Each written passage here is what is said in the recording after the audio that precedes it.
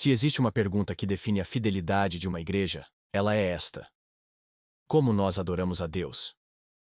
Vivemos em tempos onde o culto cristão foi tomado por invencionices, sentimentalismo e performances. Mas o capítulo 21 da Confissão de Fé de Westminster nos chama de volta ao fundamento. Deus só pode ser adorado como Ele mesmo ordenou. Nem mais, nem menos. Neste episódio, vamos refletir sobre o culto aceitável a Deus e o verdadeiro significado do Dia do Senhor. Um tema profundo, sério e urgente para nossos dias. Primeiro, a quem e como devemos adorar? A luz da natureza já mostra que há um Deus soberano, digno de temor, amor e louvor. Mas isso não é suficiente. Não. A Confissão de Fé de Westminster afirma com firmeza: o modo aceitável de adorar o verdadeiro Deus é instituído por Ele mesmo e limitado por sua vontade revelada. Essa é a base do chamado princípio regulador do culto. Em outras palavras, não adoramos a Deus conforme nossa imaginação, mas conforme a Escritura. Assim como um autor tem autoridade sobre o formato de sua obra, Deus tem autoridade exclusiva sobre a forma como deve ser adorado. E isso é algo que ele leva muito a sério. Isaías 1 mostra que Deus aborreceu o culto de Israel porque era formalista, sem coração, e fora da obediência.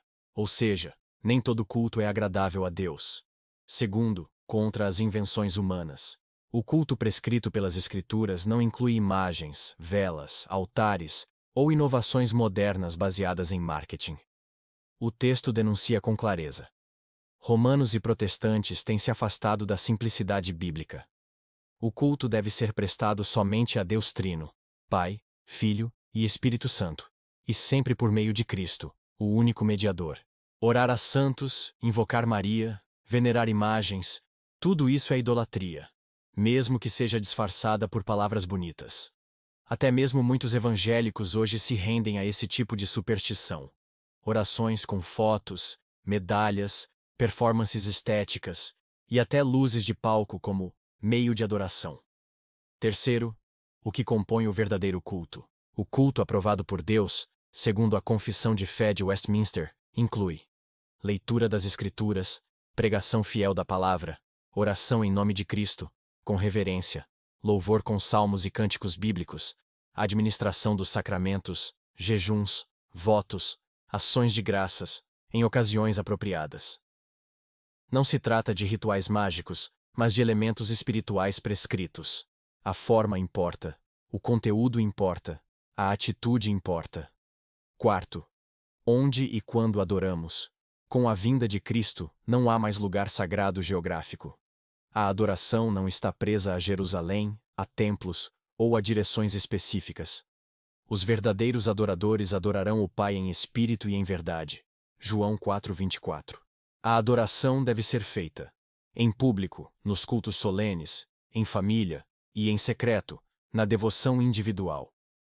Mas há um tempo especial ordenado por Deus para isso: o Dia do Senhor.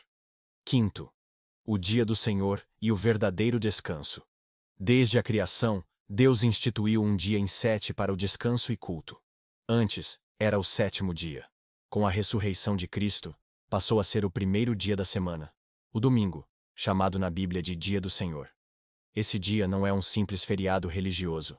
É o sinal do pacto, o memorial da ressurreição, o tempo separado para culto e comunhão com Deus. Deus nos ordena: lembra-te do dia de sábado para o santificar. Sexto, como devemos santificar o dia do Senhor? A confissão é clara. Devemos preparar nossos corações, cessar as ocupações seculares e dedicar o dia ao culto, à meditação, à oração e às obras de misericórdia. Nada de usar o domingo como dia para colocar em dia os deveres do mundo. O texto adverte: até mesmo dentro do protestantismo muitos têm tratado o domingo com descaso. Passeios, futebol, comércio, lazer, tudo entra. Menos a adoração. E isso é negligência. É quebra de mandamento. Conclusão. O culto e o Dia do Senhor são 2 pilares da fé reformada. Adoração não é sobre o que nos agrada. É sobre o que agrada a Deus. E o Dia do Senhor não é um bônus. É um mandamento. Um sinal. Um privilégio. Reformar o culto e redescobrir o descanso dominical não é opcional para a igreja fiel. Portanto, examine como você tem adorado. Avalie como tem tratado o dia do Senhor. E lembre-se, não acrescenteis, nem diminuais o que eu vos ordeno. Deuteronômio 12:32.